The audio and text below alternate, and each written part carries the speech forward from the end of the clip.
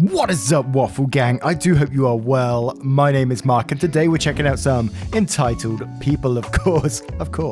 If you are new here, please consider hitting that like, that subscribe, maybe the notification bell too, as it all massively helps out our channel. It truly, truly does. And with that being said, let's just crack straight on with today's story, shall we? Much love, guys. And this story comes from Loring11. Guy wants me to wait while he is blocking my driveway. The house next to mine is empty and for sale. The previous owner died from old age, and the real estate agent let people walk around the property and look around. I live in a fairly rich area with nice houses, and they attract snobs who want to move there. I just got home from school after a 3-hour final exam, so I was real tired. I bike to school every day, and because of Corona, my school has 3 days a week online. I live in Sweden, and we didn't have a lockdown. Unfortunately, I had to bring almost every textbook home, which made my backpack very heavy, and all this got me in a bad mood. So when I get home, I see this big BMW parked right in front of my driveway, taking up the whole street. It's very narrow. I get off my bike and lead it towards the mailbox to signal that I live there. They don't see me. I try again and they see me, but they just ignore me.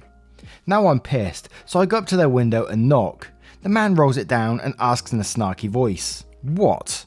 I said, "Excuse me, you're parked in front of my driveway and I can't get in." The man says, "Sure, like you live here." And I said, "Yes, I do. I can't get my bike in." The man says, "Even if you do live here, you just have to wait. Besides, you should be grateful that we are interested in this house." He said that like I should be in awe of his presence. He rolled his window back up before I could retort and continued looking at the house. At this point, I'm tired, I'm pissed, I just want to go to sleep, and I start forcing my way through. The man opens the window and shouts, "Are you crazy?" To which I said, "Move your car or it will get damaged." He honks as loudly as he can, but I continue. He starts the car and aggressively drives off. I park my bike and go to sleep. Good ending in the end. And just think that could be OP's potential neighbor moving in. They're already starting off on the bad foot because this guy's an absolute asshole. I mean, come on now. Imagine having to deal with that level of entitlement every single day. Oh, man. But let's check out some comments to see what they say. And we'll start with Top Adhesiveness saying, "Behold, the high, mighty, and honourable entitled person wants to live beside you. Live in awe, knowing you got the honour to be the neighbour of all his mighty presence. I hope for you, he won't get to be your neighbour. I have the feeling they would be a pain in the ass to handle." And Lampo says, "Hopefully he changes his mind about moving there, or you will deal with him daily." And Mick says, "Years ago, opened the garage on my condo, to get my truck in the garage, and leave. Someone's parked in front of me, in my driveway. Dude left his driver's side window halfway open. I was calmly walking to his window with my water hose when he ran up. He was laughing, glad he got there in time, but said I would have been justified." Wow, he knows his own entitlement as well. To which Laurie the cook replies to this one saying, "I had to share this with my husband. There's a house under construction next door, and some entitled little snot keeps parking in bad spots, including our driveway. Last time he informed her very sharply that she needed to move now, as he was about to leave. I watched as she turned and rolled her eyes and shot him a bitchy side-eye look, while getting into her car. He really likes your idea." Next time on Entitled People. Now let's move on to the next story. And our next story comes from Nagi Neo 101. The most entitled guy I met on a dating site. This took place between 2004 to 2005. My sister convinced me to do a Lava Life account, thinking no harm. The worst part was my mum decided to play around with my profile as I went to the bathroom. Yeah, dumbest thing I know. During setup, she put some of what she thought I was or should be into. So yeah, she told me entered, saved, I'm not quite sure on that bit, and we waited for a few days. There was a few hits and a few misses. Most of the people hitting my profile kind of just turned me off. When I saw what was put, I was pissed. My mother attempted to say I was into sports. I wasn't. She did some changes to my profile and claimed it would get me a date. I was pissed off because she didn't trust me to make my own damn decisions on a guy. About a week, I got messaged by this one guy. I will call him Eric. He was kind of interesting, at least by his photograph. We talked for about a day or two and chose to meet up. He told me to pick the restaurant, which I did, and also since I was between classes, we could meet. We met in front of an Indian restaurant, which my parents were friends with the owner. Eric showed up and was starting to give me a bad feeling. He said he didn't like my choice and dragged me to an old Chicago. He paid, I guess I was fine, but was annoyed I was eating a salad instead of a huge pizza. I had to tell him I was in Taekwondo and I needed to go light before class. You would think he would understand, but he said it wasn't a real sport and thought it was weird. I was a bit annoyed but smiled and thought, okay, this is one date he will leave me alone after and finds we are not a match. Yeah, no. He decided to ask me about some plans for a week later. I had a convention I was going to. When I told him my plans, he said nowhere on my profile did it say I was a nerd. I explained my mother helped me set up and deleted parts of my hobbies. He just told me whatever, just to cancel my convention's plans to go see a football game with him and his pals. Now I put my foot down and said no. He said since he put forth effort to meet, I owed him. I was seriously pissed and left. He paid my bill but messaged me via email, which I forwarded to my mother, telling her what this guy did. He told me the game time and he wanted me to go get prepared. I literally ignored him and went to the convention. I had already booked a hotel room and I had friends rooming with me. I did not tell him about the lava life screw up and moved on. As soon as I got to the hotel, my mum called to say Eric was on his way to the hotel. She believed he was joining me for the weekend at the convention. Oh god, he showed up and looked pissed. He demanded I unbook my room, which he said was a waste of money, and demand a full refund on my badge because we were going to a football game. One of my friends, I will call Scott, who is a peacekeeper and was on security for the con, asked the guy to leave. Of course the guy said I was his girlfriend, and I had it. I am not your girlfriend. You should have gotten the hint when I didn't reply to your demands to see a game. I hate football. He got mad and told me he would give me a bad review on the account. I just told him good, and Scott made me get on his laptop after the guy left to shut down my account. After the incident, I got an email from some guy named Paul, who is Eric's friend and ride. He apologized for what happened and hoped I had a good convention because Eric ruined the football game for him and his wife. We should have gone to your convention because you actually sounded like a way better person to hang out with than him. So far, Eric was just an entitled arsehole who just felt he could boss me around. It's more than entitled in this story to me. Did anyone else feel like super creepy? The guy, after one date, is following you around and trying to find your location, contacting your mum to know where you are, and then turning up and demanding that you still go to a game with him. There is some weird shit going on in this one. And I don't think I'd be wrong in saying that you need to watch your back in future. He sounds like one of these people that could be borderline stalkers. If he's willing to get in contact with your mum and say, oh, I'm going on a date with her, where is she? And then track you down to this convention and then turn up and say we're going to a football game. I mean, come on, man. But Pill17 says even his friends want nothing to do with him. Followed by Shocker Khan 2N1 saying, did your mum tell him where your hotel was? How did he find you? To which OP replied, my mum assumed he was going to the convention with me. He also looked up the convention's name on Yahoo. And Latent says, good for you for staying true to yourself despite the pressure from him and your mum. I think it was extremely polite of you to not make an account for your mother. Listen the way a good mother should be. OP replied again saying, oh, my sister decided to tell her off about doctoring my profile. She did ask if I wanted to reactivate the account with the corrections. I just said nope. The profile has remained deleted and I never wish this crap on anyone. And I think we'll leave this one right there and move on to the next story. And this next story comes from Minarahaku. These names today. The Poodle Mum. Hey all, so I'm a dog trainer and thus I meet so many entitled parents and kids that I cannot count. This is my favourite story of them all, but if there will be interest, I will be posting some other stories too. So the people in this story, entitled Mother EM, around 45 years, entitled Kid EK, around 10 years, and yours truly, 20 years. Our dog school is very special in the area because we have made the effort to be able to let people let their doggos free within our school so they can play.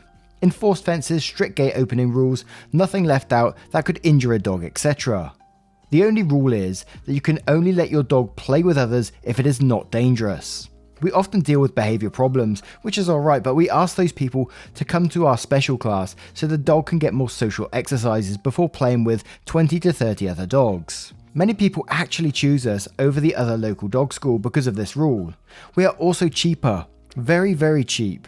We don't actually make a living out of it, just enough to once a year upgrade something, which is also important for this story. EM arrives with EK and a very young toy poodle. It was around the size of a small cat. We welcome them like everyone else, tell them the rules and encourage them to let the dog out of their arms and put it down.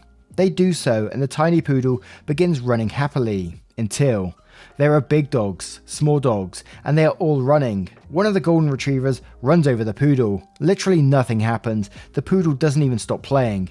This is very normal and quite cute to look at.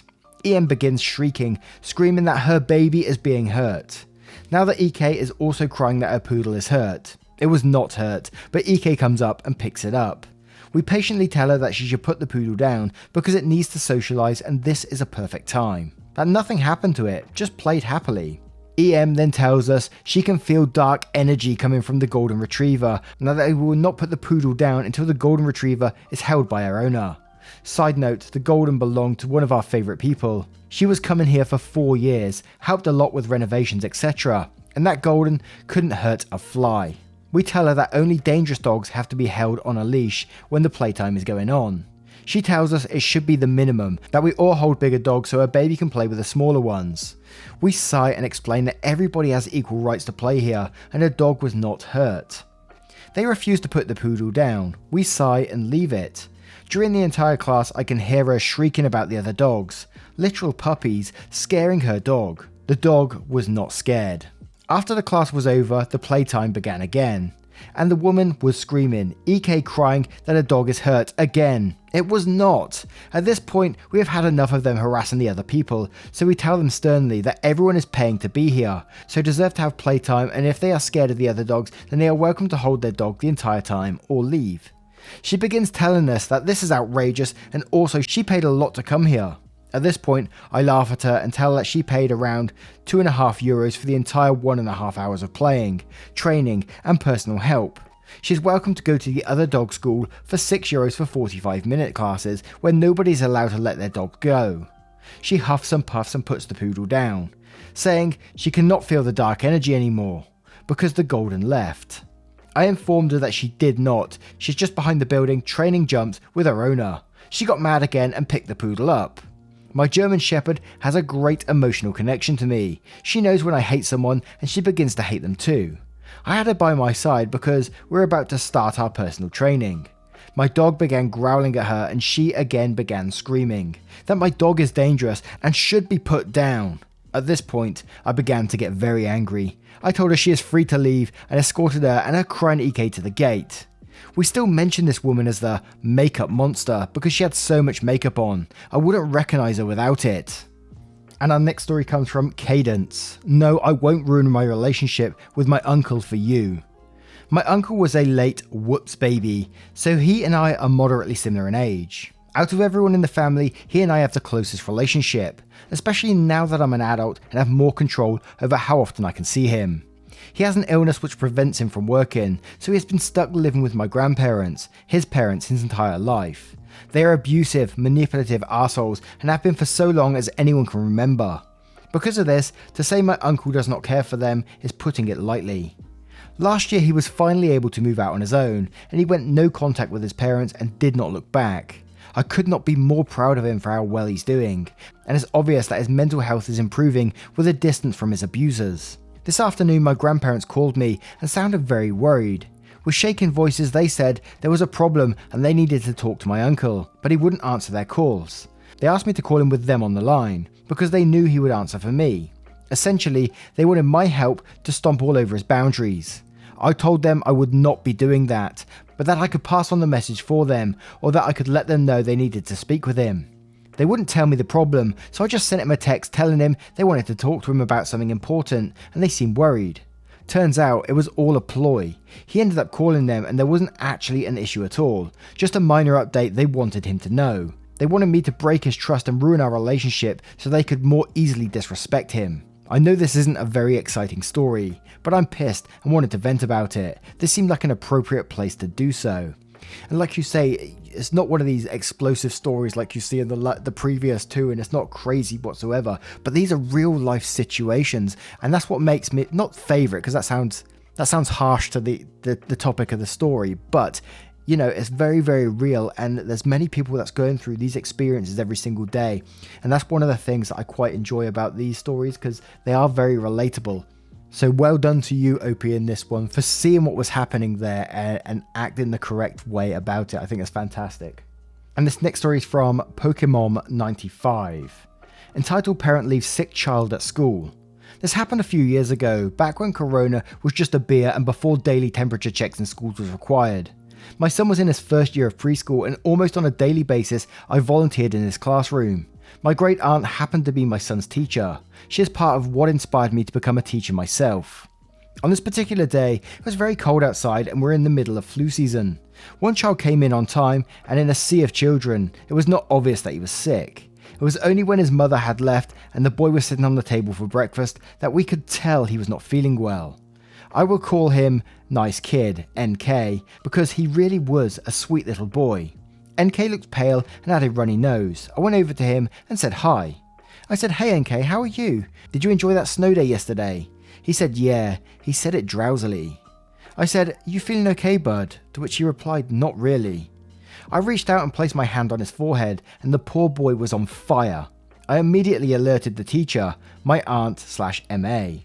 I said, "Mrs. Aunt, I think NK is sick. He's very hot." MA came over with a handheld thermometer they kept in the medical cabinet and took his temperature. 102 Fahrenheit, 38 Celsius for anyone who uses Celsius. This school didn't have a nurse on site, so we took NK to the small lobby. I gave him a cup of water to sip on what MA called his mum. MA said, "Hello Mrs. EM, this is MA from NK School. I need you to return my call as soon as possible. NK has a 102-degree fever and he can't be at school when he is sick. Please call me back at this number." MA came back into the lobby and checked NK's temperature again. It was still 102 Fahrenheit. Since there was another teacher in the classroom, MA and I stayed with NK. I kept trying to cheer him up and make him more comfortable while MA kept trying to call his mother. Finally, after about 30 minutes of trying to get hold of his mother, MA got through. The following conversation is what MA told me was said. MA said, "Mrs. EM, I'm glad you picked up. NK is sick and has a 102 fever. We need you to come pick him up." She said, "Yeah, I know he's sick, but I don't have anyone to watch him, and I'm already 45 minutes away. I'm late for my lunch date." MA said, "I understand you had plans, but I think your son is a little more important. If you knew he was sick, then he should never have come to school. I'm sorry, but you need to come pick him up." EM said, "He's going to have to wait until I'm back in town. I'm just going to be a few hours. Just let him nap on his cot. He'll be fine." MA said, "EM, I think we have a misunderstanding. You need to pick him up now. He cannot be here." EM said, "Like I said, I will pick him up when I'm back in town. Good day." And EM hangs up, and MA tries several times to call her back with no answer. After another 30 minutes, NK's temperature has jumped to 103, and he is acting very lethargic. At this point, MA and her supervisor, who has arrived late to work due to her car breaking down, decided to call an ambulance. Within 10 minutes, NK is loaded into the ambulance and is on his way to the local hospital. After this, I took my son home and we stayed home for a few days to ensure we didn't catch whatever NK may have had. I was overly cautious about sickness even before COVID, but not too cautious not to help. MA is not allowed to tell me what happened to EM after this, but I do know that CPS got involved and NK did recover. From that day on, his grandparents were the ones to drop him off and pick him up. I have not seen EM since. And as you guys know, I have several teacher friends, and I can tell you right now that this sort of thing isn't uncommon. I mean, it sounds absolutely insane that mum has gone on a lunch date somewhere for a couple of hours and said, "Oh, don't worry about it, just keep kid there, just let him rest on the sofa." And it's like, no, you're putting all the other children at risk here. But what do you guys make of this story? What are your thoughts on today's collection of stories? Do you enjoy entitled people / entitled parents as well? Clearly at the end here. Let me know your thoughts. Once again, guys, thank you for spending 20 minutes or so out of your day with me, enjoying a story or two. I hope you did enjoy them, by the way. And if you want to support the channel further, you absolutely can, but never any pressure to do so by clicking that join button down below for YouTube or clicking the link in the description for Patreon and joining up there. Thank you so much for your love, support and time, and I will see you in the next one. Take care, guys. Much love.